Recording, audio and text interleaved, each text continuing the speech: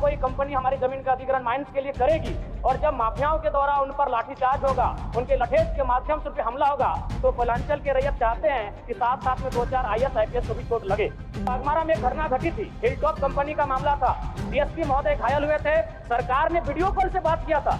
सिंदरी के सुरंगा में फिर एक घटना घटती है। इस बार महिलाओं को सड़क पे दौड़ा दौड़ा कर पीटा गया, उनकी साड़ियों को फाड़ा गया, उनके कान की बालियों को नोच कर छीन लिया गया, लेकिन न FIR होता है न कार्रवाई होती है। महोदय एक छोटी सी कहानी मैं बताना चाहूंगा। एक महिला थी, उसकी छोटी बच्ची जिसकी उम्र 5 वर्ष थी, वो अपनी माँ से आकर पूछती है कि माँ, छोटे भाई का मृत्यु कब होगा? तो माँ ने पूछा कि बेटी तुम ऐसा क्यों कह रही हो, अपने छोटे भाई को मरने के लिए क्यों कह रही हो? तो छोटी सी गुड़िया ने कहा कि माँ, बड़े भाई की जब मृत्यु हुई थी तो बहुत सारे लोग हमें खाना देने के लिए आए थे, हमारे घर में भोजन नहीं था, हमें कपड़े नहीं था, तो बहुत सारे लोग हमसे मिलने आए थे और हमें खाना देकर गए थे। और मैं चाहती हूँ कि छोटा भाई भी अगर मर जाएगा तो शायद बहुत सारे लोग आएंगे, हमें भोजन देंगे, हमें खाना देंगे, हमें कपड़े देंगे, क्योंकि हम 4-5 दिनों से भूखे हैं।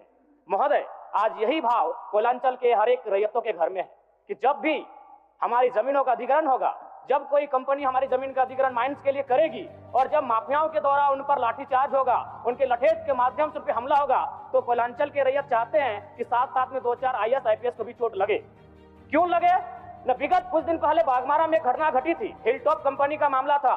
DSP महोदय घायल हुए थे। सरकार ने वीडियो कॉल से बात किया था, सरकार ने उस मामले को संज्ञान में लिया था, लेकिन ठीक उसके कुछ दिन बाद सिंदरी के सुरंगा में फिर एक घटना घटती है। इस बार महिलाओं को सड़क पे दौड़ा दौड़ा कर पीटा गया, उनकी साड़ियों को फाड़ा गया, उनके कान की बालियों को नोच कर छीन लिया गया, लेकिन न FIR होता है न कार्रवाई होती है। महोदय, इसी प्रकार से आज एक मामला संज्ञान में आया है। मैं सदन को सचेत करना चाहूंगा, ये मामला मांडू का है। महोदय, मांडू के प्रभावित गांव बसंतपुर, पचड़ा, कोतरे, बालमहुआ, हुरदाग, रहवान, पचमो, इचाकडी, बरगैया, ठोठाटा, लइयो, दनिया, यहाँ एक कंपनी है। उस कंपनी का नाम है पावर मेक लिमिटेड और उसकी सहयोगी कंपनी अमर इंडिया लिमिटेड।